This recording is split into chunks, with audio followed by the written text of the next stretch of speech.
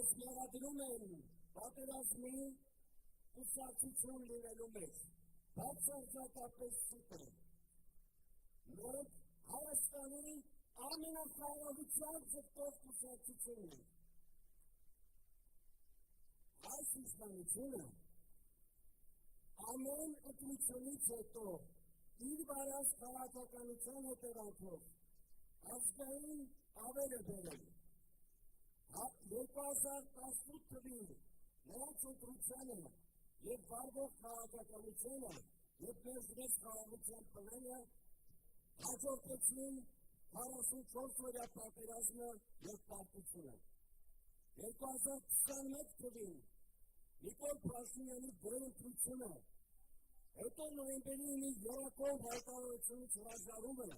հանգեցրեց Արցախի կորստին։ Այս անգամ տոնին դրված է Հայաստանի ճակատագիրը։ Մենք մեր առաջարկած մոդելով նպատակ ունենք փրկել Հայաստանի Հանրապետությունը, նոր իշխանությունը և տարածքային ամբողջականությունը։